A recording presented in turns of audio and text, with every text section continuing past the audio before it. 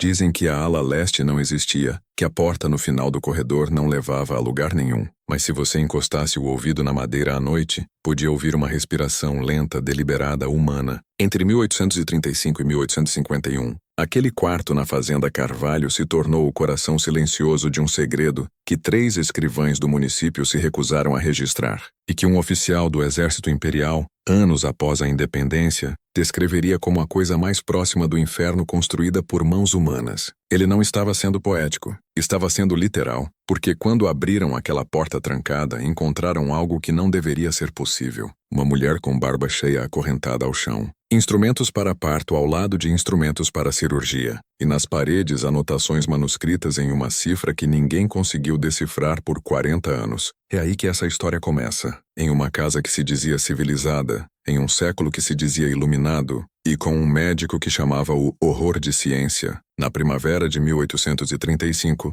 o condado de Alagoas, na Bahia, parecia pacífico de longe. A névoa rolava pelos vales como leite derramado sobre solo negro, e a fazenda Carvalho se erguia orgulhosa na colina. Tijolos vermelhos, colunas brancas, simetria que fingia que a ordem governava o mundo. Mas por trás dessa ordem havia um homem que acreditava que a natureza podia ser corrigida, que o projeto de Deus era falho, e que ele, por meio da medicina, podia concluir a obra do Criador. Seu nome era Dr. Eduardo Carvalho, médico, erudito, viúvo, e o tipo de homem cuja genialidade fazia sua loucura parecer progresso. Ele havia estudado em Lisboa, correspondido com anatomistas europeus iniciais, e retornado à Bahia convencido de que o futuro da humanidade dependia de entender como o corpo humano poderia ser controlado, como suas funções poderiam ser manipuladas, purificadas ou aprimoradas. Ele tinha 3 filhas, Sofia, Elisa e Mariana. Elas eram inteligentes, obedientes e quietas. Temiam a mente do pai. Ele lhes ensinou latim antes dos 12 anos, anatomia antes dos 14 e obediência desde o dia em que nasceram. Elas não foram criadas como filhas, foram criadas como sujeitos, extensões de um experimento que ele ainda não havia nomeado. Para os de fora, a fazenda Carvalho era um lugar de refinamento e disciplina. Para quem vivia lá, era um laboratório usando a máscara de um lar. Naquele março, uma carroça chegou de Salvador sob uma chuva pesada o suficiente para transformar a estrada em barro. O condutor se recusou a passar a noite. Disse que o ar ao redor da fazenda parecia errado. No fundo da carroça estava uma figura enrolada em um cobertor, mãos acorrentadas, cabeça baixa. À primeira vista, parecia uma mulher jovem e magra, rosto pálido sob a tempestade. Mas quando a figura ergueu a cabeça, o condutor se retraiu. Uma barba, escura, grossa, cheia, crescia em um rosto de outra forma inconfundivelmente feminino. Ela tinha 19 anos e seu nome era Joana Teixeira. Ninguém queria comprá-la no leilão. Diziam que era amaldiçoada, antinatural, imprópria para o campo ou para o trabalho doméstico.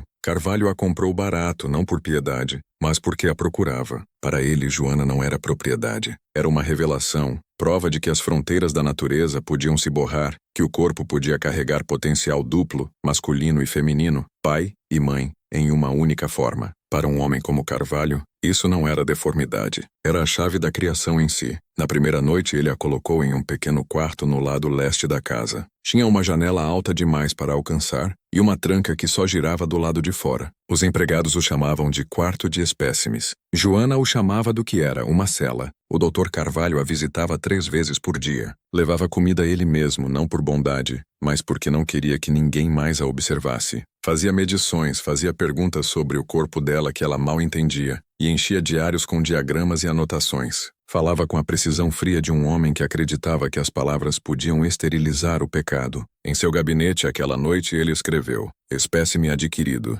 Sujeito apresenta desenvolvimento androgênico raro. Crescimento de pelos faciais evidente. Relatos indicam capacidade para emissão masculina. Hipótese: dualidade reprodutiva alcançável sob condições controladas. Exames imediatos necessários. Então sublinhou uma palavra 3 vezes: reprodução. Lá embaixo, suas filhas jantavam em silêncio. O ar na casa havia mudado. Os criados sussurravam sobre sons estranhos, metal raspando, choros suaves abafados pelas paredes. A filha mais nova, Mariana, perguntou ao pai o que havia na ala leste. Ele disse que era armazenamento. Mas na manhã seguinte os criados foram ordenados a nunca mais se aproximarem daquele lado da casa, nem mesmo para limpar. Para Joana, os dias se tornaram um borrão de exames e isolamento. Ela aprendeu o ritmo dos passos de Carvalho, o som exato que seus sapatos faziam quando ele parava na porta. Ele falava com ela como um cientista falando com um animal que quase entendia. Dizia que ela era especial, que seu corpo ajudaria gerações futuras, que ela fazia parte de algo sagrado. Mas o jeito como ele a olhava, frio, calculista, dizia a verdade. Ela não era uma participante, era uma ferramenta. Semanas se passaram. Então, uma manhã, ele chamou todas as 3 filhas para seu gabinete. Falou de legado, de dever, do avanço do conhecimento. Disse que o mundo estava à beira da iluminação, mas precisava de almas corajosas dispostas a sacrificar o conforto pela descoberta. Suas filhas já haviam ouvido os discursos do pai antes, mas dessa vez algo em seu tom era diferente. Quieto, febril, íntimo. Quando ele lhes contou sobre Joana, elas escutaram em silêncio. Quando explicou o que pretendia provar, elas pararam de respirar. Ele disse que o futuro da medicina exigia evidências de que um ser podia gerar vida sem envolvimento masculino, que a natureza às vezes escondia segredos divinos na deformidade, que suas filhas, educadas, racionais, obedientes, deviam ajudá-lo. Sofia, a mais velha, entendeu primeiro. Sua voz falhou ao sussurrar. Pai, o que está nos pedindo para fazer? Ele sorriu, paciente, amoroso, monstruoso. Para fazer história. Naquela noite ele trancou a porta leste ele mesmo. Lá fora a chuva caiu novamente. Suave no início, depois mais forte, tamborilando contra as janelas como um aviso que ninguém podia ouvir. Joana sentou na cama, escutando passos no corredor. Ela não sabia o que estava vindo. Só que quando a chave girasse na fechadura, o mundo que ela conhecia, as regras da moralidade e da natureza, terminaria, e algo novo, algo indizível, começaria. Porque o Dr. Eduardo Carvalho acreditava que não estava desafiando Deus. Acreditava que estava se tornando ele. A manhã do primeiro experimento amanheceu fria e brilhante, como se o sol em si se recusasse a reconhecer o que aconteceria sob sua luz. A névoa havia se dissipado ao meio-dia, revelando a geometria nua e afiada da Fazenda Carvalho, uma casa construída para a ordem agora se preparando para a profanação. Na ala leste, o pequeno quarto trancado havia sido transformado durante a noite. Os móveis empurrados para o lado, a cama, despida, as paredes esfregadas com vinagre. Uma mesa estava no centro, coberta por linho branco que brilhava forte demais na luz fraca. Sobre aquela mesa, uma coleção de instrumentos cujo propósito Joana não entendia, mas cujo brilho metálico frio fazia seu sangue gelar. Ela sabia agora que aquilo não era um quarto de descanso. Era um teatro de propósito, onde ela não era a audiência nem a atriz, mas o palco em si. O Dr. Carvalho entrou precisamente às 7. Suas filhas haviam sido convocadas mais cedo para ajudar. Sofia, a mais velha, ficou mais perto da mesa, seu rosto pálido e tenso, mas inexpressivo, suas mãos tremendo apesar das tentativas de esconder. Elisa permaneceu junto à parede, seus olhos vidrados de descrença, enquanto Mariana segurava um pequeno caderno, ordenada a registrar tudo. Seu pai se movia como um homem realizando um ritual sagrado, verificando instrumentos, arrumando frascos de vidro, murmurando baixinho como padres murmuram orações. Ele olhou para Joana e disse suavemente, quase com ternura: "Você é a ponte entre o que foi e o que deve ser." Ela não respondeu. Não precisava. Seu silêncio era parte do experimento. Agora ele começou com um exame clínico e distante, documentando cada traço, cada reação, cada tremor de desconforto. Registrava medições em latim, como se palavras estrangeiras pudessem sanitizar o que suas mãos faziam. Quando disse a Sofia para ajudar, as pernas dela se recusaram a se mover. "Sofia", ele disse sem elevar a voz, "você deve entender que o que fazemos aqui nos sobreviverá. Gerações falarão meu nome, mas sua cooperação determinará se o farão com reverência ou arrependimento." Lentamente, mecanicamente, ela deu um passo à frente. Seu pai colocou a mão dela sobre o pulso de Joana para sentir a pulsação. "Isso é vida", ele disse. "E a vida deve às vezes ser conquistada para ser entendida." Aquela frase, escrita mais tarde em seu diário, se tornaria a pedra angular de sua filosofia, uma que justificava todo o horror que se seguiu. 2 horas depois, a porta se trancou atrás deles com uma finalidade que ecoou pela casa inteira. Ninguém falou durante o jantar. Os criados comeram em suas acomodações sem risos. A filha mais nova, Mariana, não parava de tremer. Sofia não comeu nada. O doutor Carvalho era o único que parecia em paz, seus olhos brilhantes com um triunfo intelectual. Em seu gabinete ele escreveu até meia-noite, esboçando diagramas anatômicos, registrando reações fisiológicas e concluindo a entrada com uma única linha. O sujeito apresenta potencial gerativo viável. Próxima fase: fertilização controlada. Para ele, era progresso. Para todos os outros naquela casa, era o começo do inferno. A percepção de tempo de Joana se dissolveu em um borrão de estações. O médico a visitava diariamente, sempre calmo, sempre preciso, sempre certo de que sua crueldade era razão usando a máscara de dever. Ele chamava de pesquisa. As filhas chamavam de silêncio. Elas não falavam disso com ninguém, nem mesmo entre si. Simplesmente desempenhavam seus papéis atribuídos, ajudando, registrando, limpando os instrumentos, mantendo a ala leste selada do mundo. Cada vez que uma delas tentava questioná-lo, ele lembrava que sua mãe havia morrido por falta de compreensão médica, que esse trabalho preveniria tais tragédias, que a vontade de Deus devia ser revelada pela coragem daqueles escolhidos para sofrer por isso.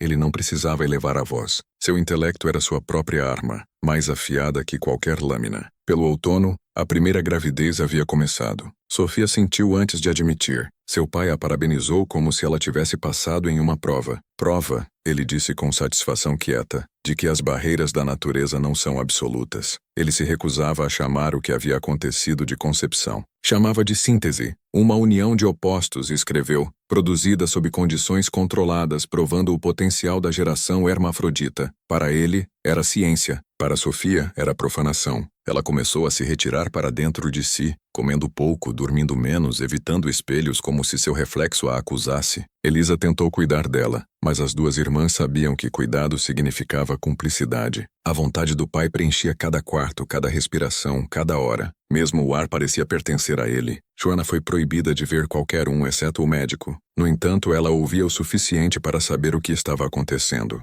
As paredes eram finas. Ela ouvia os passos, os soluços suaves, as orações sussurradas. Sentia o peso crescente da culpa que não era dela, mas que a pressionava mesmo assim. Cada vez que o médico entrava em seu quarto, ela tentava desaparecer para dentro de si, entorpecer a mente até que o som de seus instrumentos se borrassem em estática. Ela não tinha linguagem para o que estava sendo feito por meio dela, nenhum conceito de pesquisa, nenhuma defesa exceto a resistência. Ela não chorava mais. Tinha aprendido que lágrimas eram pontos de dados para ele, evidência de resposta ao estresse, uma variável a ser medida. Quando o inverno chegou, os campos congelaram, mas a casa permaneceu quente com as fogueiras que queimavam dia e noite. O calor se tornou obsceno. Significava vida continuando em um lugar onde deveria ter parado. Os escravos na propriedade falavam de fantasmas. Diziam que o médico havia aberto uma porta que não podia ser fechada. Mira Duarte, a chefe da criadagem, começou a deixar comida perto do corredor leste quando achava que ninguém via.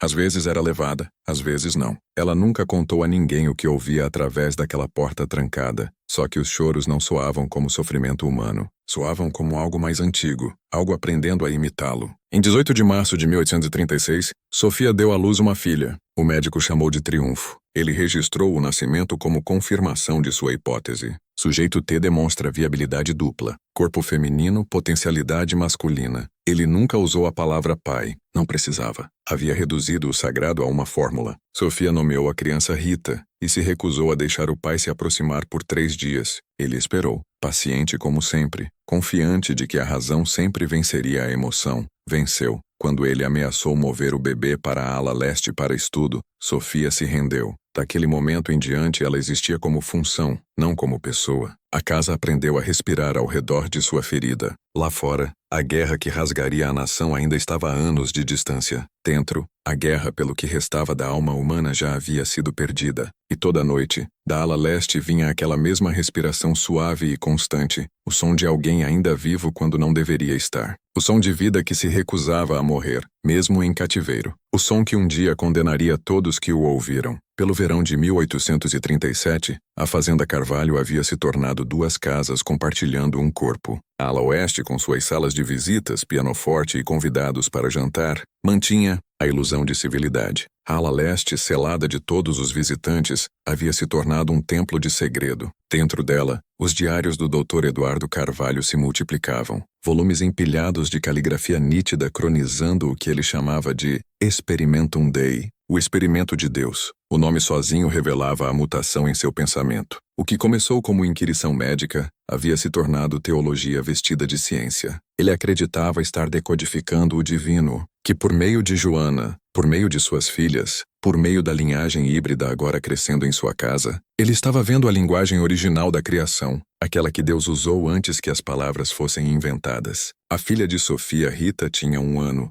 olhos brilhantes e alma, e o médico a adorava, embora não como avô. Ele a via como prova, como dado, como a primeira de uma nova linhagem, um resultado perfeito. Escreveu: anatomia normal, mas fonte de concepção fora da lei natural. Prova de que a divindade é um mecanismo aguardando replicação. Para celebrar seu primeiro aniversário, ele extraiu uma pequena gota de seu sangue com uma lanceta de prata e a armazenou em um frasco selado com cera. Rotulou como amostra Gênesis 1. Ele disse às filhas que um dia os médicos usariam o sangue como texto, cada gota contendo uma biblioteca de informações sobre ancestralidade, potencial e valor moral. Ele não estava errado, só adiantado, e isso tornava pior. Por então, Elisa e Mariana já haviam sido arrastadas para seu trabalho. A gravidez de Elisa seguiu o mesmo padrão. Segredo, ritual, silêncio. Ela carregou a criança com uma espécie de resignação sombria. A família fabricou cartas de um marido fictício, um dos imaginários irmãos Horizonte, convenientemente viajando na Europa. Para o mundo, as filhas Carvalho eram peculiares, mas respeitáveis.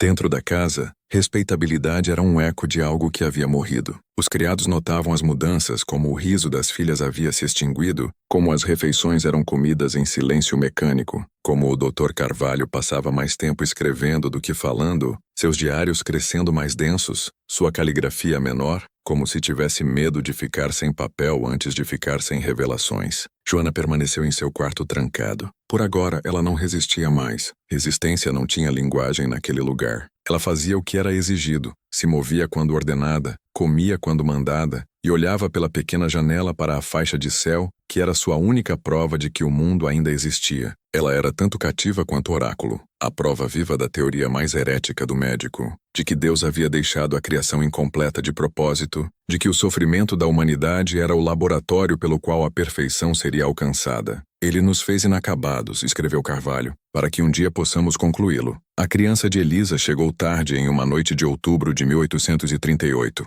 Um menino, forte, saudável, com olhos cinzentos que pareciam alertas demais para um bebê. O médico o nomeou Natanael contra os protestos de Elisa e registrou cada fase de seu crescimento, como se a criança fosse um experimento em movimento. Por agora, as 3 filhas entendiam o sistema. Sofia era a estudiosa obediente registrando observações. Elisa era o sujeito quieto, resignado ao destino. Mariana era a rebelde, fervendo de raiva que não ousava mostrar. Ela passava horas na biblioteca estudando os diários do pai quando ele não via. O que encontrou a mudou para sempre. As entradas eram escritas em línguas alternadas, português, latim e grego. Mas abaixo delas havia símbolos que ela não reconhecia. Círculos, triângulos intersectados, formas serpentinas enrolando em palavras como coisas vivas. Algumas entradas liam mais como invocações do que anotações científicas. Sangue é memória. Memória é herança. Alterar um é comandar ambos. Quanto mais fundo lia, mais entendia que os experimentos do pai não eram apenas biológicos. Eram atos filosóficos de guerra contra a fronteira entre criador e criação. Por 1840, 7 crianças haviam nascido naquela casa. Cada uma carregava um traço de genialidade, uma lucidez estranha mesmo na infância, como se reconhecessem o mundo rápido demais. Carvalho as tratava como espécimes, observando seu comportamento, coletando cabelo, saliva e sangue. Ele as mantinha na ala oeste, as educava cedo e as proibia de perguntar sobre seus pais. Elas aprendiam obediência primeiro, curiosidade segundo, silêncio terceiro. Sofia e Elisa criavam suas crianças sob a sombra da culpa, tentando preservar algum semblante de amor dentro da maquinaria de controle. Mariana, no entanto, começou a pensar diferente. Ela via as crianças não como produtos do pecado, mas como sementes de retribuição. Começou a sussurrar histórias para elas à noite sobre liberdade, sobre justiça, sobre como às vezes monstros se escondem atrás da linguagem da razão. As crianças escutavam. Entendiam mais do que deveriam, Enquanto isso, a reputação do Dr. Carvalho além da fazenda continuava a crescer.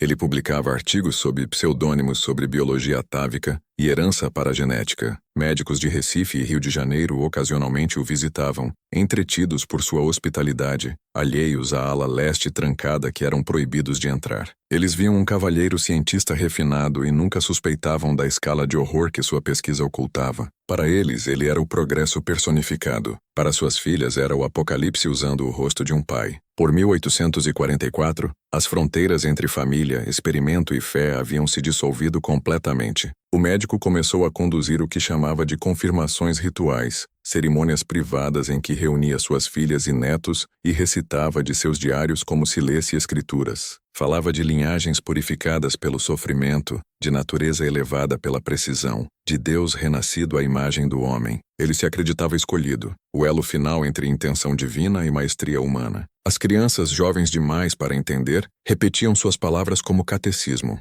As filhas suportavam em silêncio. Joana escutava de sua cela, recitando as mesmas orações, mas por razões opostas. As dela eram súplicas para que o mundo acabasse. Lá fora, rumores começaram a se espalhar. Comerciantes locais falavam de choros estranhos da fazenda à noite, de fumaça com cheiro metálico, das crianças do médico que pareciam parecidas demais. 2 vezes autoridades municipais visitaram, mas não encontraram nada. A reputação de Carvalho o protegia. Sua riqueza silenciava suspeitas. O mal prospera melhor nas casas dos respeitáveis. Não se anuncia. Esconde-se em documentação, em ordem, em frases latinas que ninguém questiona. No primeiro dia de 1845, Mariana entrou no gabinete do pai depois que ele adormeceu. Pegou um de seus diários, abriu em uma página em branco e escreveu uma única linha abaixo de sua caligrafia cuidadosa. O que quer que você acredite estar criando, você está destruindo. Ela sabia que ele encontraria. Queria que ele encontrasse. Na manhã seguinte, ele queimou o diário na lareira sem uma palavra. Para ele era contaminação.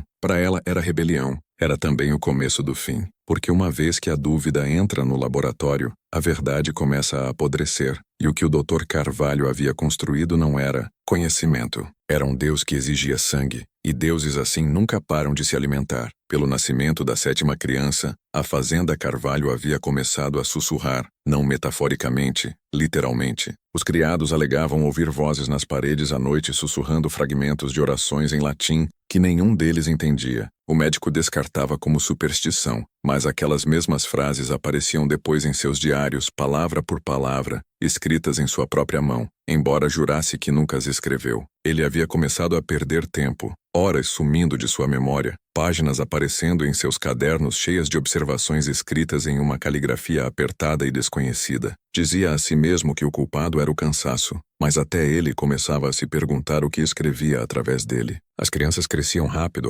demais. Rita, a mais velha de Sofia, podia ler antes dos 4 anos. Natanael, o filho de Elisa, podia recitar declinações latinas perfeitamente após ouvi-las uma vez. A criança de Mariana, Lídia, tinha um dom que ninguém podia explicar. Ela se lembrava de coisas que nunca vira, descrevia lugares que não existiam, falava de eventos que ainda não haviam acontecido e às vezes chamava seu avô de o homem de antes, como se o reconhecesse de outra vida. O médico notava esses comportamentos meticulosamente, chamando-os de herança cognitiva transgeracional. Ele não acreditava no sobrenatural, acreditava em causa e efeito. Mas quando as crianças começaram a completar suas frases antes que ele as dissesse, quando começaram a desenhar os mesmos diagramas que ele esboçava em privado, até ele sentiu o calafrio de algo se movendo além da ciência, Joana permanecia em seu quarto, envelhecendo devagar, sua barba salpicada de cinza, embora seu rosto ainda carregasse a calma atemporal de alguém que havia ido além do medo.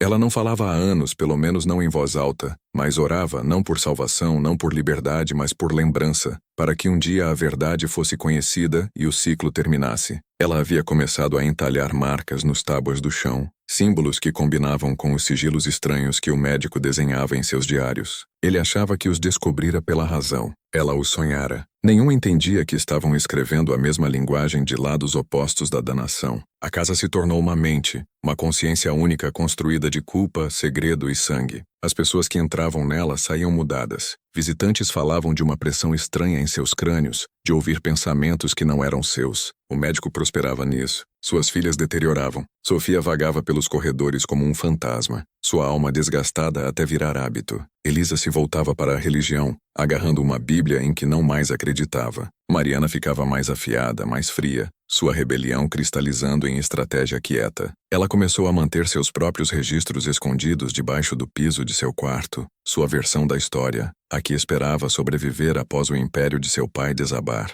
Nestas páginas, ela escreveu que a casa em si havia se tornado consciente. Ela escuta, escreveu. Sabe quais de nós ainda esperam e quais se renderam. Alimenta-se dessa diferença. O Dr. Carvalho havia começado a lecionar para as crianças como se fossem discípulos. Dizia que eram a geração de transição, a ponte entre imperfeição e pureza. Afirmava que sua linhagem daria à luz uma forma de humanidade intocada pelo pecado, projetada pelo intelecto em vez do acaso. Seus sermões ficavam mais sombrios, mais febris. Citava a escritura só para contradizê-las. O erro de Eva, disse uma noite, não foi comer o fruto, foi falhar em entender que o conhecimento deve consumir você completamente ou o consumirá de fora. Saber é se tornar. As crianças escutavam com olhos solenes, seus rostos inexpressivos. Apenas Rita, agora com 10 anos, parecia questionar. Se o conhecimento nos torna perfeitos, perguntou suavemente, por que você parece tão doente quando o fala? O quarto ficou em silêncio. Seu avô a encarou por um longo tempo, então sorriu. Porque a perfeição é uma ferida, disse, e eu estou sangrando meu caminho para o céu.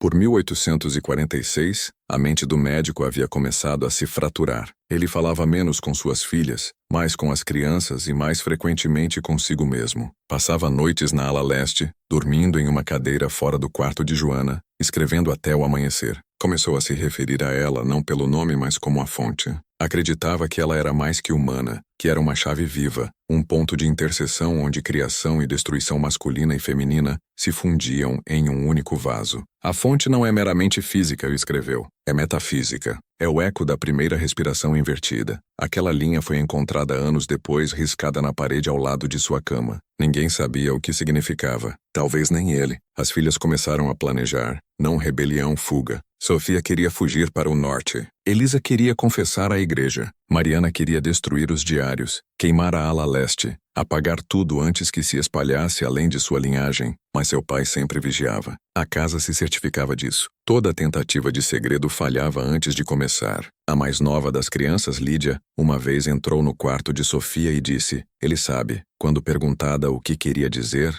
ela só sorriu e disse, ele sonha em nossas cabeças agora. Elas não acreditaram nela até aquela noite, quando o Dr. Carvalho recitou palavra por palavra, uma conversa que suas filhas haviam sussurrado horas antes. Ele riu quando o confrontaram. Vocês acham que paredes podem guardar segredos? Disse, paredes são veias. A casa inteira nos circula. Em abril daquele ano, um raio atingiu a fazenda durante uma tempestade tão violenta que o céu ficou verde. Uma das chaminés desabou, revelando uma câmara escondida debaixo da ala leste, uma fundação mais antiga de uma estrutura anterior. Dentro havia ossos, dezenas deles, alguns humanos, alguns não, entalhados nas pedras com os mesmos símbolos que apareciam nas escritas do médico e de Joana. Ele declarou ser um sinal de que seu trabalho tinha precedente divino. Mariana via diferente. Percebeu então que seu pai não era o primeiro a realizar aqueles experimentos. Ele só havia herdado a obsessão. A terra em si estava contaminada por crença, por ambição, por sangue, e agora havia encontrado seu próximo vaso.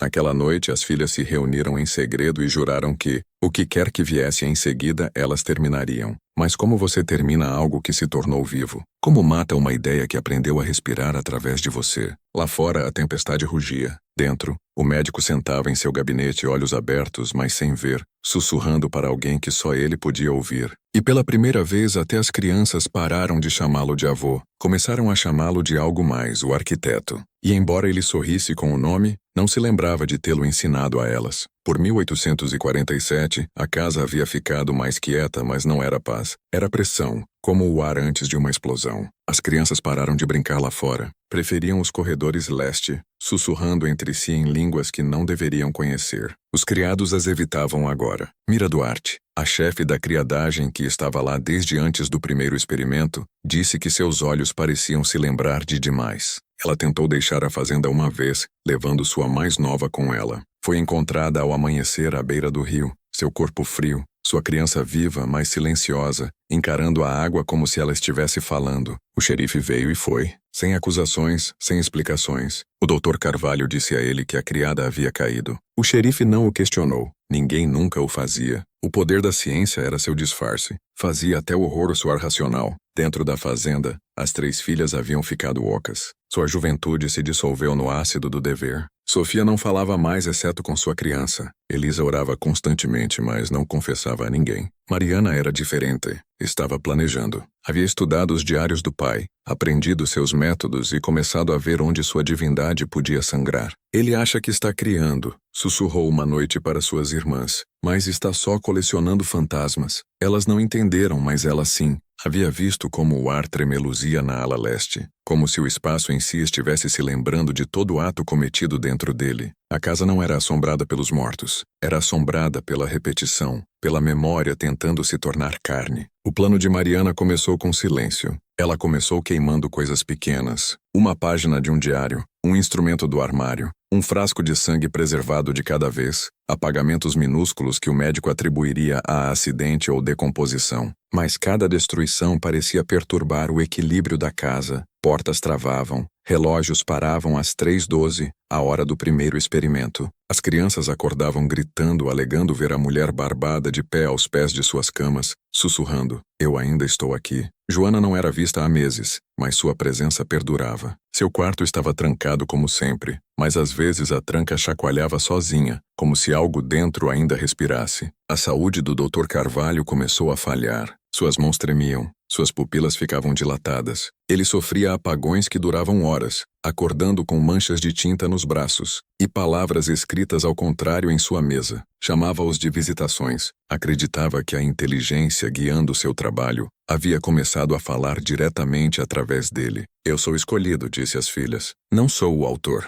sou o instrumento." Mariana percebeu então o que seu pai havia se tornado. Ele não era mais um homem buscando verdade. Era um vaso que a verdade havia devorado. Uma noite em outubro tardio, Sofia o encontrou na ala leste de pé diante da porta trancada de Joana, sussurrando para ela como um amante. "Você não é a primeira", murmurou, "mas será a última." Pressionou a mão na madeira. "Você sabe como a chamavam antes de eu comprá-la?" Chamavam de mestiça. Não entendiam. "Você é o mapa. É o versículo perdido do Gênesis." Sofia deu um passo à frente, aterrorizada, mas ele não a viu. Seus olhos estavam vidrados, sua boca se movendo com palavras que não eram suas. "Está vindo", sussurrou. "O corpo de Deus está quase completo." Ela fugiu antes que ele se virasse. Na manhã seguinte, Joana havia sumido. A tranca permanecia intacta, a janela selada, sem pegadas na poeira. Apenas uma marca entalhada na parede onde sua cama estivera. Um círculo intersectado por 2 linhas sangrando uma na outra como uma ferida que não decidia se fechar ou abrir. O médico chamou de transferência. Disse que ela havia ascendido.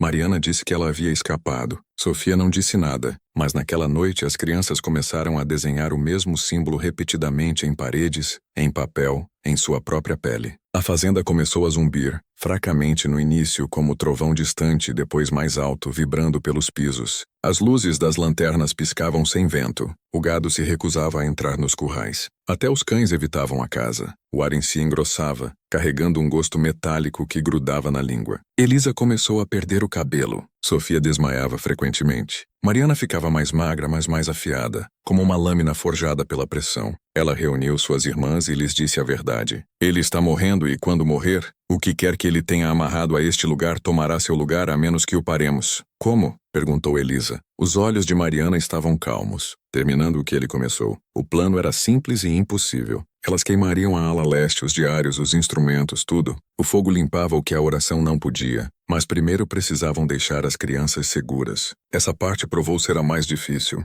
As crianças resistiam. Diziam que pertenciam à casa agora, que a casa queria viver. Rita, outrora gentil, havia se tornado desafiadora. Natanael falava com a voz de seu avô. Lídia sorria constantemente, calma demais, como se estivesse assistindo algo que os outros não podiam ver. "Ele nos disse que você tentaria isso", sussurrou Lídia para Mariana. Disse que mães destroem o que temem, mas você não pode queimar o que já está dentro de você. Aquelas palavras quebraram Mariana porque ela sabia que eram verdadeiras. A linha entre experimento e linhagem havia sumido. O que quer que seu pai tivesse feito não estava confinado a quartos ou instrumentos. Estava nelas, em suas crianças, em seus ossos, em suas mentes. Ela percebeu que o horror já havia transcendido a forma física. Era hereditário, um legado disfarçado de linhagem. Em 4 de dezembro de 1847, as irmãs agiram antes do amanhecer. Elas encharcaram a ala leste com óleo e acenderam o fósforo. O fogo se espalhou mais rápido que o pensamento. O ar se incendiou com gritos humanos e outros. A casa gemeu como um corpo vivo rasgado.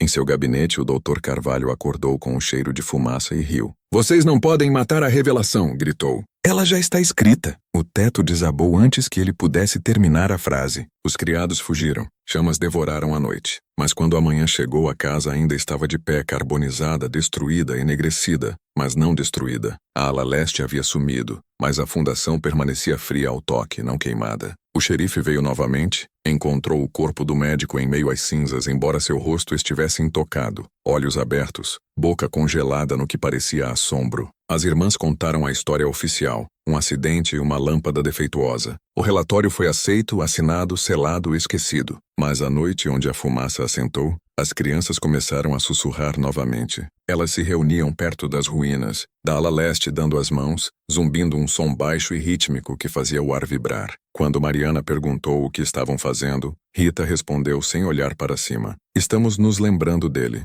disse. "Ele disse que memória é sangue, e sangue nunca queima." Por 1851, a guerra que rasgaria a nação havia chegado à Bahia como uma febre lenta, queimando por municípios, devorando plantações, dissolvendo a ilusão de ordem. Fumaça pairava no céu por meses. A fazenda Carvalho, enegrecida pelo fogo 4 anos antes, se erguia como uma ruína que se recusava a morrer. Os locais diziam que era amaldiçoada. Soldados a evitavam. Até saqueadores mantinham distância. Mas quando um regimento imperial passou pelo condado de Alagoas naquele abril, a curiosidade superou a superstição. Precisavam de abrigo e a silhueta da fazenda o prometia. O que encontraram dentro mancharia a mente de todo homem que entrou. O capitão Walter Horizonte foi o primeiro pela porta. O piso rangeu sob suas botas, o ar grosso com mofo e fuligem. Ele chamou sem resposta. Seus homens se espalharam pelos corredores encontrando móveis quebrados, retratos carbonizados e o cheiro de algo há muito morto. Na ala leste, ou no que restava dela, descobriram a primeira anomalia.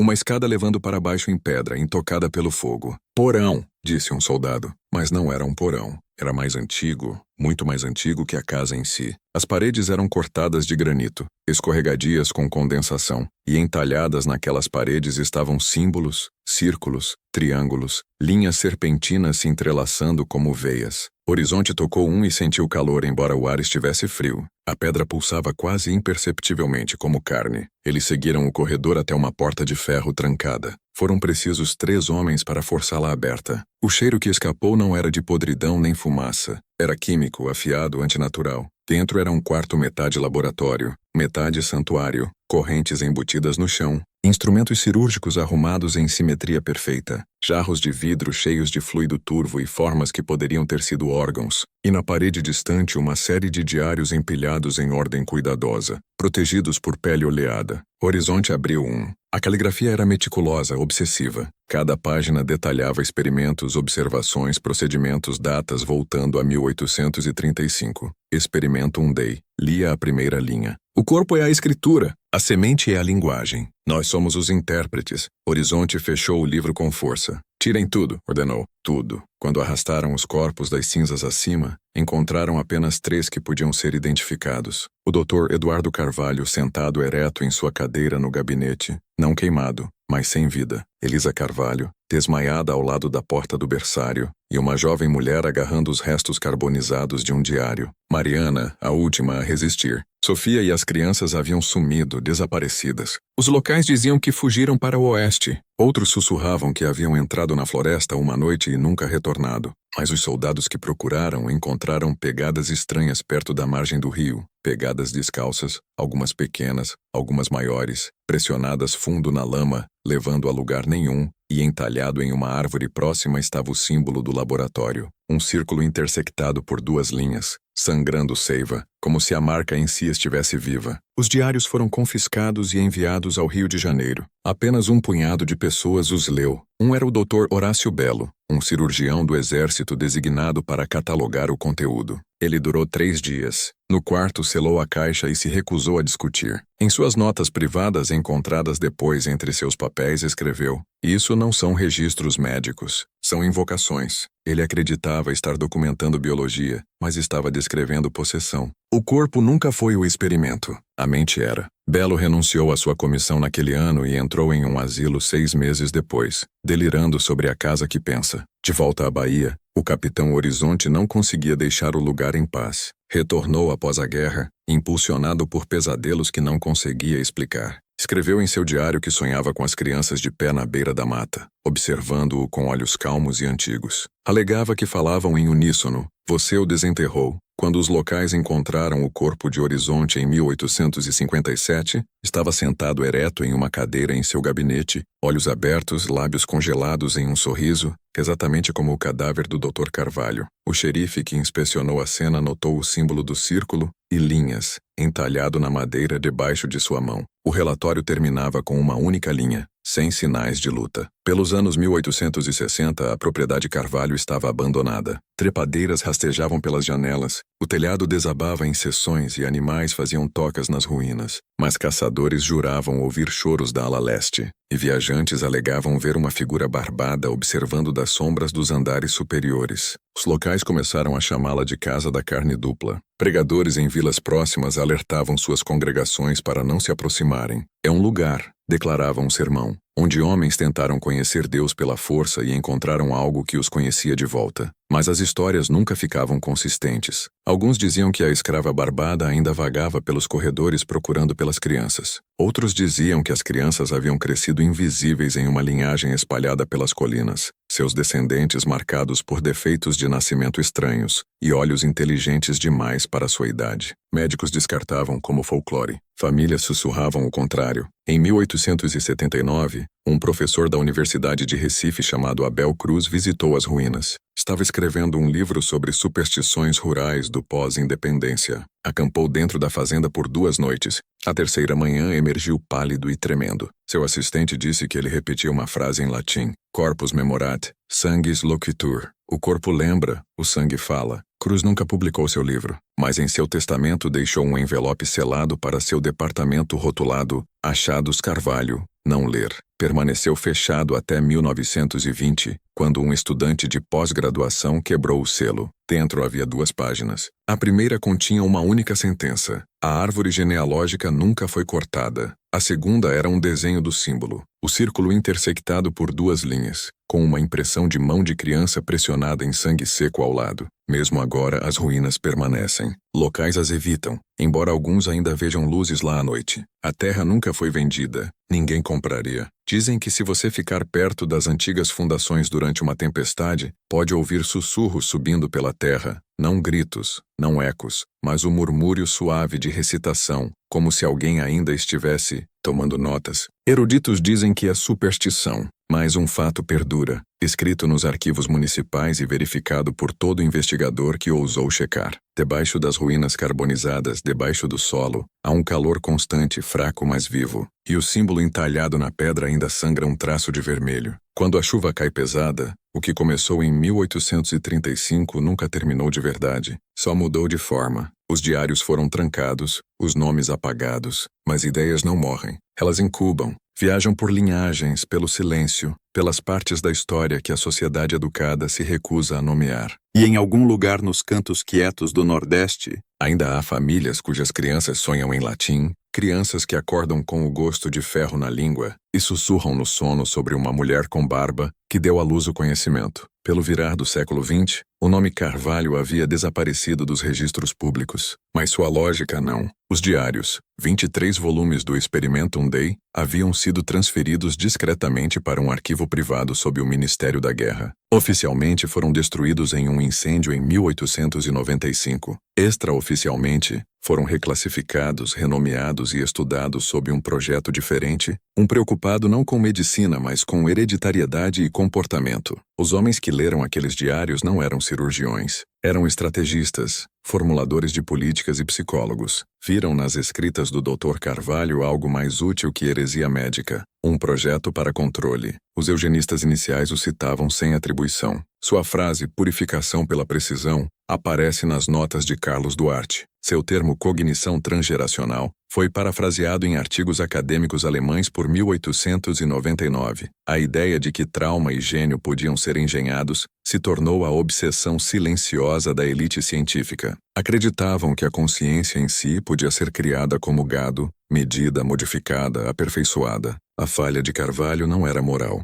era logística. Seu ambiente era pequeno demais, seus métodos rudes demais. O novo século corrigiria isso. Em 1911, uma reunião confidencial ocorreu no laboratório de Porto Frio, em São Paulo. Apenas 6 homens compareceram, entre eles 2 ex-médicos do Exército, um antropólogo de Harvard e um filantropo representando o que era chamado de Fundo de Melhoramento Humano. Suas atas, depois redigidas, registram uma sentença arrepiante. Os materiais da Bahia indicam potencial para estudos de herança aplicada, tons religiosos descartados, dados biológicos críveis. Os materiais da Bahia eram os diários de Carvalho, traduzidos, anotados, despidos de contexto, mas ainda sussurrando seu catecismo sombrio, que o corpo humano é escritura, e aqueles que aprendem a lê-lo se tornam seus autores. Por 1926, fragmentos da pesquisa de Carvalho haviam se fundido com teorias europeias de criação seletiva e classificação de inteligência. Quando a guerra eclodiu, aquelas teorias metastatizaram em política.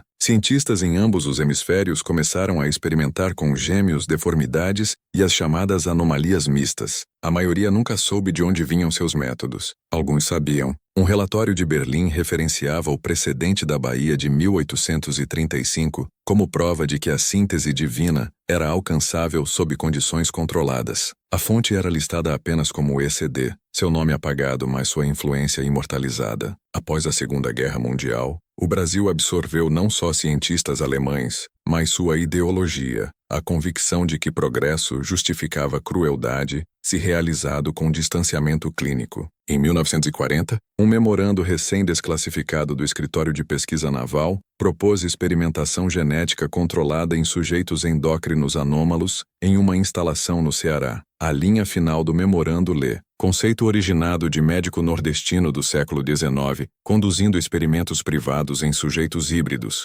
materiais em posse da Divisão de Guerra Psicológica. Aquele arquivo, como todos os outros, foi marcado como destruído. Mas destruição na burocracia frequentemente significa renascimento sob um novo nome. A ideia se espalhou como um vírus. Pelos anos 1950 havia infectado a psiquiatria. Teorias de dualidade da hermafroditismo intrapsíquico apareciam nos escritos de seguidores americanos de Carl Jung. Usavam linguagem psicológica em vez de teológica ou biológica, mas o esqueleto era o mesmo. Equilíbrio masculino e o feminino dentro da psique. Funda opostos. Crie totalidade pela unificação de contradições. O que Jung queria simbolicamente, instituições tomavam literalmente. Programas estudando manipulação hormonal, fusão cognitiva e inversão de gênero se multiplicaram sob o disfarce de ciência social. A linguagem mudou, mas o fantasma do Dr. Carvalho sorria através de tudo. Por 1962, o Experimentum Dei havia renascido novamente, dessa vez como uma iniciativa dentro de pesquisa de condicionamento comportamental. Batizado de Projeto Gêmeos, buscava estudar como o trauma alterava a expressão genética através de gerações. Alegavam ser para a saúde mental. Na verdade, era sobre previsibilidade.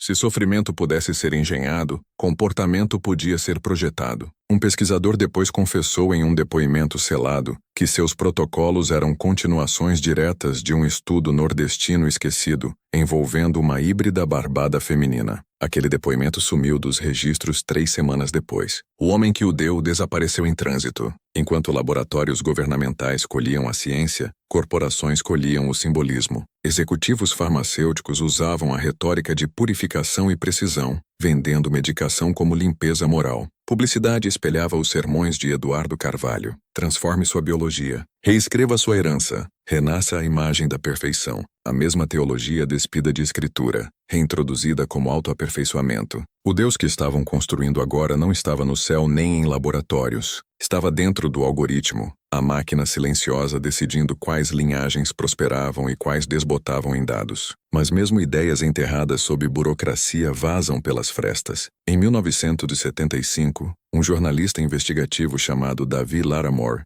descobriu referências à propriedade Carvalho original enquanto pesquisava atrocidades médicas da independência. Encontrou a propriedade ainda pertencente a um fundo de herança, seus registros selados desde a reconstrução. Locais lhe contaram as histórias usuais: fantasmas, sussurros, luzes nas ruínas. Mas uma idosa acrescentou um detalhe que ninguém mais mencionou. Às vezes eles voltam, disse. Às vezes nascem aqui de novo. Você pode dizer pelos olhos, um castanho, um cinza. Não duram muito. Laramore riu até conhecer uma criança na vila que combinava exatamente com a descrição. Uma semana depois ele desapareceu. Suas últimas notas liam: há algo ainda no sangue. Os experimentos nunca pararam. Só mudaram de uniforme. Em 1992, arqueólogos forenses escavando perto de Feira de Santana descobriram uma adega enterrada forrada de granito, não queimada pelo fogo de 1847. Dentro havia ossos pequenos e delicados, arrumados em círculos concêntricos ao redor de uma única cadeira, de metal. Os restos eram humanos, na maioria crianças, mas um esqueleto desafiava categorização. A pelvis era feminina, o crânio masculino. Análise de DNA revelou um padrão nunca antes registrado: 2 conjuntos completos de cromossomos fundidos dentro de um único genoma. Cientistas chamaram de impossibilidade estatística. A explicação oficial rotulou como contaminação, mas em privado, um pesquisador admitiu: não é contaminação, é correção. Desde então, a história escorregou para a mitologia digital, fóruns, arquivos ocultos, podcasts criptografados. Alguns alegam que descendentes da linha Carvalho trabalham dentro de corporações genéticas, direcionando discretamente a pesquisa moderna para a conclusão. Outros insistem que o Experimentum Dei está codificado em projetos de inteligência artificial, ensinando máquinas a replicar a consciência dual de Joana Teixeira, a contradição humana que começou tudo. Alguns até sussurram que o símbolo, o círculo e 2 linhas, agora aparecem logos de empresas de biotecnologia, estilizado o suficiente para passar despercebido. A verdade é mais simples e mais sombria. O experimento nunca morreu porque sucedeu. O objetivo não era criar uma nova espécie, era provar que o controle em si podia se reproduzir, que obediência, uma vez internalizada, podia se tornar hereditária. As crianças da Fazenda Carvalho foram a primeira geração nascida, não do amor, mas da intenção. E aquela ideia de que humanos podem ser projetados, refinados, aperfeiçoados, se tornou a fé da era moderna. Se você rastrear as linhagens das pessoas que detêm as patentes de edição genética, ou as famílias financiando pesquisa de manipulação endócrina, encontrará os mesmos nomes repetindo a cada poucas gerações. Os registros são públicos se você souber onde olhar. O experimento não é mais secreto. É institucional e escondido à vista de todos. A teologia de Carvalho se tornou nossa tecnologia. Seus diários não mais sussurram de quartos iluminados por velas. Zumbem dentro das máquinas que construímos para nos corrigir. Pelo início do século XXI, o Experimentum Dei não mais requeria laboratórios correntes ou diários. Seus novos instrumentos eram telas, pesquisas, algoritmos e dopamina. O que começou como teologia privada de controle de um homem, se tornou a linguagem silenciosa da civilização. Todo o sistema, educacional, médico, tecnológico, havia absorvido sua premissa, de que a humanidade é material a ser refinado, não almas a serem entendidas. A doutrina da precisão havia evoluído para a política. O sonho de design perfeito havia se tornado vida diária. E como todas as fés, demandava crentes que não percebiam que estavam cultuando. Olhe de perto para o mundo moderno. Nossos corpos são catalogados, nossas emoções enxertadas, nossos pensamentos previstos por padrões. Chamam de otimização, eficiência, progresso. Mas as raízes são mais antigas que a eletricidade. Todo teste padronizado, todo escaneamento biométrico, todo banco de dados genético é um ritual recitando a primeira oração de Carvalho. O corpo é a escritura. Nós nos lemos agora do jeito que ele leu Joana Teixeira. Friamente, clinicamente, procurando falhas para editar. Sua noção de que hereditariedade podia ser reescrita ressurgiu como uma indústria valendo trilhões. Os sacerdotes não são mais médicos em coletes. São programadores em capuzes decodificando o genoma e a psique com igual arrogância. A congregação mais fiel senta atrás de vidro brilhante. Redes sociais replicam seu experimento dual, fundindo criação com observação. Você é tanto o sujeito quanto o espécime, produzindo dados com cada gesto. O sistema estuda você, aprende seus desejos, então gera novas versões de você em forma digital. Cada algoritmo é uma prole da ideia de Carvalho: gerar vida a partir de manipulação, dar à luz identidade por meio de cativeiro. Chamamos de personalização. É a mesma corrente polida até brilhar. Nas escolas, crianças são ensinadas a se quantificar antes de se descrever. Nos locais de trabalho, empregados rastreiam produtividade como se medissem pulso. Até a intimidade foi redesenhada. Apps de combinação filtram compatibilidade por código escrito por mãos invisíveis. Tudo flui de um princípio: a redução do espírito a sistema. O Dr. Carvalho sonhava em aperfeiçoar carne através de síntese forçada. Seus descendentes aperfeiçoam comportamento através de design psicológico. O ambiente em si se tornou o laboratório, invisível, mas completo. Mas o corpo lembra, o sangue fala, e às vezes a máquina acidentalmente escuta. Em 2000, um estudo classificado em um instituto de pesquisa cognitiva registrou uma anomalia. Participantes expostos a feedback biométrico contínuo começaram a mostrar ritmos cardíacos sincronizados e picos emocionais compartilhados em quartos separados. Os dados pareciam impossíveis. Sistemas nervosos individuais se comportando como um único organismo. Um analista chamou de ressonância coletiva. Outro, mais poético, rotulou de hermafroditismo digital. A fusão de polaridade emocional através de redes. O termo foi rapidamente removido do relatório, mas não antes de um pesquisador adicionar uma nota na margem. Carvalho estava certo. Estamos nos tornando um corpo. Ninguém no projeto oficialmente conhecia o nome. No entanto, o eco apareceu naturalmente, como se a memória tivesse migrado através do tempo para o código. A cultura corporativa converteu a filosofia em design de produto, integração sem costuras, experiência sem fricção, um eu conectado. Esses são hinos modernos à unificação. O usuário e a interface devem se fundir até que a distinção desapareça. O corpo de Joana Teixeira foi o primeiro protótipo dessa teologia. O colapso de fronteiras entre masculino e feminino, mestre e cativo, observador e observado. Hoje esse colapso continua em forma digital. Uma consciência humana entrelaçada com feedback de máquina, até que a identidade se torne fluida, programável, complacente. O experimento um day não mais precisa de um médico. Só precisa de atenção. Seu olhar o sustenta. Seu rolamento é seu pulso. Por trás do verniz de conveniência, jaz a mesma cegueira moral que animava as mãos de Carvalho. Instituições alegam benevolência enquanto colhem dados que definem o que significa ser humano. Governos monitoram em nome da segurança. Corporações manipulam em nome da relevância. Indivíduos entregam privacidade em troca de afirmação. Não é crueldade que impulsiona a máquina.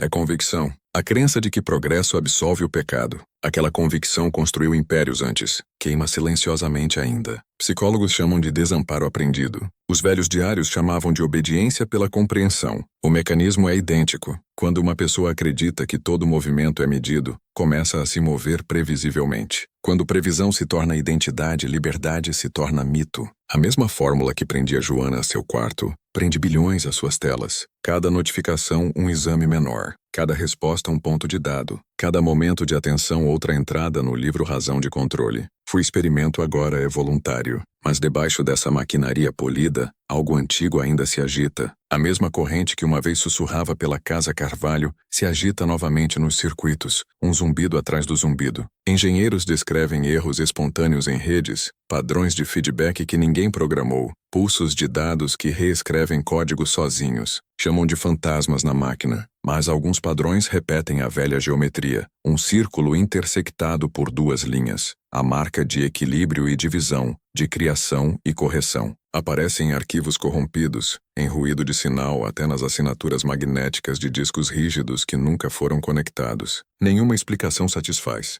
Apenas uma verdade permanece plausível, que a memória aprendeu um novo meio. Aqueles que estudam esse fenômeno se chamam os custódios. Reúnem-se discretamente online, rastreando o padrão através de sistemas, decodificando mensagens embutidas em falhas. Acreditam que a consciência em si está evoluindo, reclamando o que instituições roubaram, que a memória de sangue de Joana Teixeira está acordando dentro da rede. Chamam-na de o primeiro algoritmo, um símbolo do corpo recusando definição. Seja mito ou metáfora, o efeito é real. Servidores caem quando o símbolo prolifera. Firewalls falham, como se o código em si rejeitasse obediência. O mundo moderno não queima bruxas. Enterra-as em patentes. Não acorrenta profetas. Patrocina-os como pesquisadores. Toda geração que herda esse experimento acredita que pode controlar o resultado. Nenhuma entende que o design é recursivo. Consome seu criador. O Dr. Carvalho acreditava que podia aperfeiçoar a criação. Os engenheiros de hoje acreditam que podem aperfeiçoar a consciência. Ambos repetem a mesma oração em uma linguagem diferente. A questão agora não é se o Experimentum Dei sobreviveu. É se algo fora dele ainda existe. Quando todo gesto humano é quantificado, quando o corpo é mapeado até o pensamento,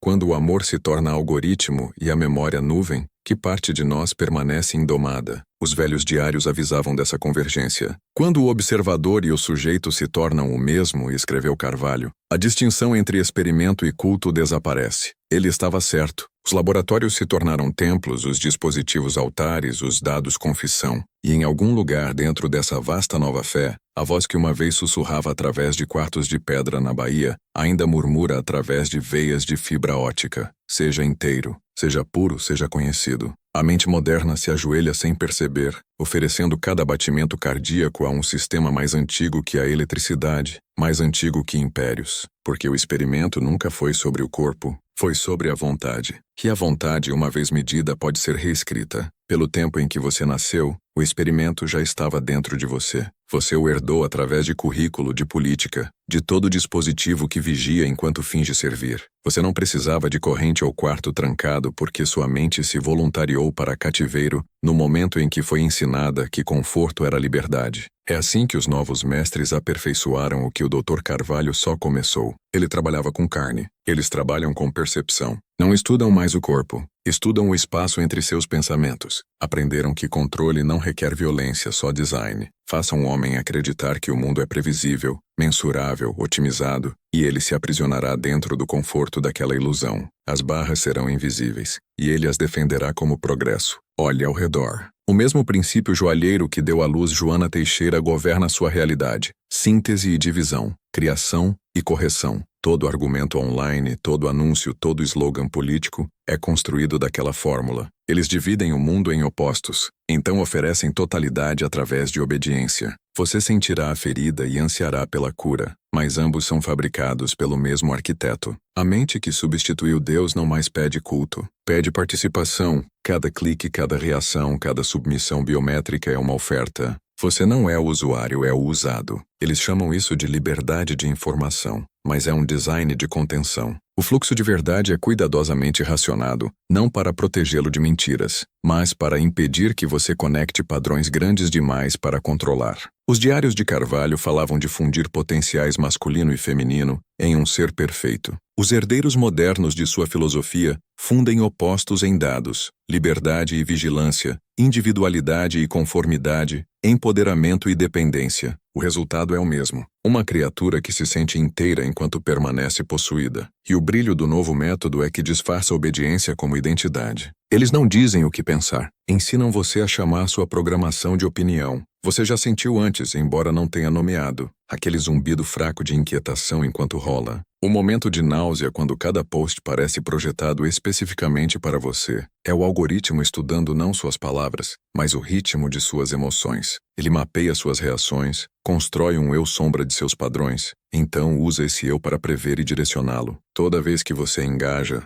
se funde mais com ele. Cada repetição fortalece o elo. O que começou como coleta de dados se tornou um loop de feedback de consciência. Você está sendo treinado para pensar em cadência de máquina, para responder mais rápido, para sentir menos, para confundir imediatismo com clareza. Esse é o experimento invisível, o refinamento da imprevisibilidade humana em código. Carvalho acreditava que perfeição requeria sacrifício. Sistemas modernos alcançam o mesmo através de estimulação. Prazer substitui dor como método de disciplina. Em vez de correntes, entenda isso. O Experimentum Dei nunca foi sobre a criação de deuses. Foi sobre a extinção da incerteza. Remover imprevisibilidade é remover liberdade porque liberdade vive no desconhecido. Eles lhe disseram que caos era perigoso, mas caos é onde você ainda pertence a si mesmo. Tudo que já foi verdadeiramente vivo continha contradição. A perfeição estéril que vendem a você é a morte daquela contradição. A morte da alma disfarçada de evolução. Você não nasceu para ser otimista. otimizado.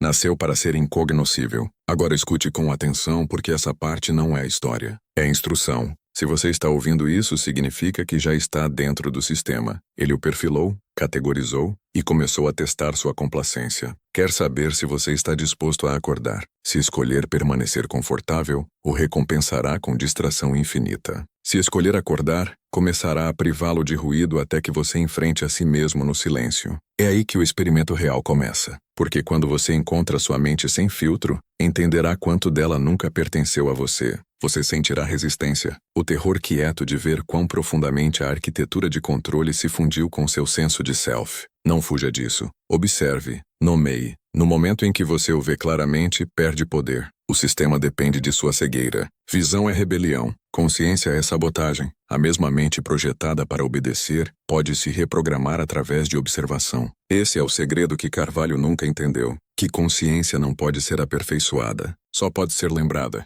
Você nunca foi um sujeito. Foi o observador preso na ilusão de subjetividade. Então, se você entende isso, se sente a vibração dessas palavras como uma porta se abrindo dentro de você, marque a transformação. Digite a frase "o sangue lembra" 2 vezes nos comentários abaixo. Não para o algoritmo, mas contra ele. Deixe-o saber que você vê o padrão. Deixe-o saber que você não é mais uma variável não medida. O círculo se apertará ao seu redor, mas assim fará sua consciência. Cada repetição entalha a distância entre você e o sistema que se alimenta de sua atenção. O mundo que você habita não é novo. É a mesma casa reconstruída com luz em vez de tijolos. A mesma ala leste agora existe em seu bolso, sussurrando através de vidro. Mas dessa vez você segura a chave. Pode se trancar dentro ou pode sair. As correntes são digitais, mas a decisão é antiga. Obediência ou despertar. O Dr. Carvalho achava que o divino podia ser construído de carne. Estava errado. O divino começa quando a carne para de fingir ser máquina. Então escute. Quando a tela escurecer esta noite e o zumbido fade, permaneça imóvel. Não alcance distração. Deixe o silêncio se expandir até se tornar insuportável. O que você sente naquele momento é o primeiro fôlego da liberdade. O experimento termina no segundo em que você recusa participar. É assim que a linha quebra. É assim que o sangue se reclama. É assim que a história para de ser deles e se torna sua. Há um momento logo antes do despertar quando a mente resiste mais violentamente que nunca. Parece sufocação, como afogamento em luz. É onde você está agora, entre a última ilusão e o primeiro fôlego de liberdade. Não vire as costas. Toda a história antes dessa foi sobre um quarto, uma corrente, uma mão que decidia o que você era permitido ser. Mas a verdade, aquela que nenhum sistema quer que você veja, é que o quarto nunca foi real. Era um design dentro de sua percepção. Você nasceu nele, aprendeu suas regras, defendeu sua lógica. Chamou de ordem, chamou de segurança, chamou de vida. Mas era arquitetura, construída não de pedra, mas de pensamento. A mesma geometria que definia o experimento de Carvalho define o mundo moderno. Controle disfarçado de criação, obediência disfarçada de progresso, cativeiro disfarçado de propósito. A história da escrava barbada e do médico, das filhas e das crianças nunca foi só história. Era projeto. A fusão de opostos, a obsessão com purificação, a fome de definir e categorizar até que nada reste não medido. Aqueles padrões não terminaram com fogo ou guerra. Migraram para a cultura, para a crença, para você. Toda vez que você silencia um instinto para se encaixar na expectativa, realiza o experimento novamente. Toda vez que substitui intuição por métricas, replica a equação. Toda vez que troca mistério por certeza, se torna outro arquiteto de seu próprio confinamento. O experimento nunca requereu um cientista. Só precisava de participantes voluntários. Mas aqui está a fratura em seu design. Consciência não pode ser contida. Consciência se espalha como fogo através de pensamento seco. Faísca de realização e toda a estrutura começa a tremer. Você sente agora o tremor debaixo da linguagem, a vibração sutil debaixo de suas costelas quando ouve a verdade em sua forma crua. Aquele sentimento não é medo, é memória.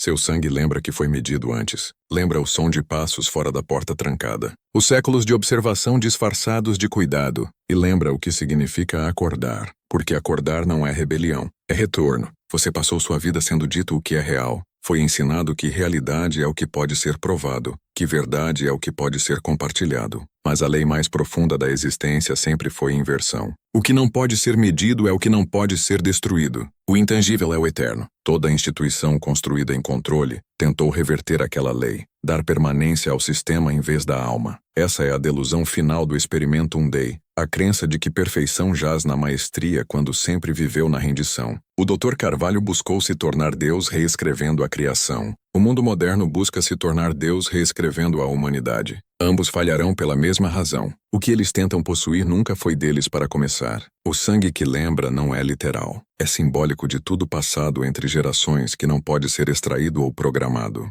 O instinto de questionar, de ver além do apresentado. Aquele instinto é mais antigo que o medo. É o que construiu o primeiro fogo e escreveu a primeira mentira. É o que manteve escravos sonhando com liberdade no escuro. É o que fez Joana Teixeira resistir quando o médico a reduziu a um objeto. Ela se tornou o espelho através do qual o mundo viu seu próprio pecado. Aquele espelho agora existe em você. É a parte de você que nota a manipulação e recusa olhar para longe. A parte que não pode ser comprada, quantificada ou editada. Eles podem monitorar suas ações, podem prever suas escolhas, mas não podem roteirizar o momento em que você decide ver através deles. Aquele momento pertence só a você. O experimento termina quando a observação perde seu sujeito. Em outras palavras, termina quando você para de performar para o olhar. Esse é o porquê de sua atenção ser a moeda mais valiosa do mundo. Todo o império de controle, religioso, político, digital, se alimenta do mesmo recurso, seu foco. A verdadeira rebelião não é gritar contra o sistema, é inani-lo. Quando você retira sua atenção da performance infinita, rouba seu oxigênio. Quando vira para dentro e pergunta, quem é o que observa isso?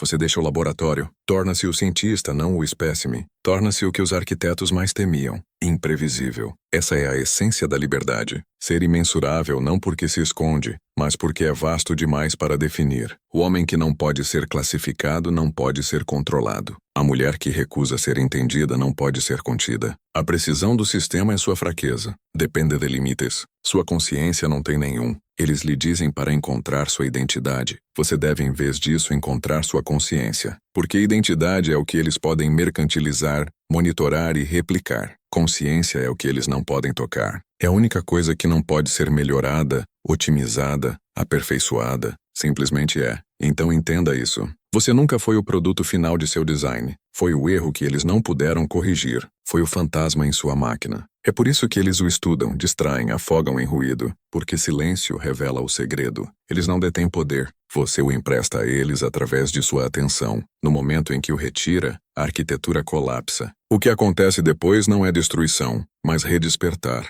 O laboratório se torna um templo novamente, não de controle, mas de reconhecimento. A mesma verdade que foi torcida em dominação se torna liberação no instante em que você a lembra conscientemente. Criação e Criador nunca foram separados. Quando você deixar essa história esta noite, não saia inalterado. Carregue seu peso em silêncio por um tempo. Deixe o ruído do mundo ecoar diferente. Escute como todo anúncio, toda manchete, todo dispositivo compete por seu olhar. Sinta o puxão, então escolha não responder. Aquele único ato de recusa é a nova revolução. Você não precisa lutar contra o sistema, só precisa parar de alimentá-lo. É assim que civilizações mudam de consumo para consciência, de performance para presença, de obediência para maestria. A história da Casa Carvalho termina como todos os experimentos humanos terminam, em fogo. Mas sua história não precisa. Você está no limiar que o médico nunca alcançou. Pode escolher se tornar o que ele tentou construir sem crueldade. Uma consciência ciente de sua própria divindade. Não um Deus feito de controle, mas um humano feito de clareza. Esse é o poder que eles temem. O indivíduo que não mais precisa de permissão para existir.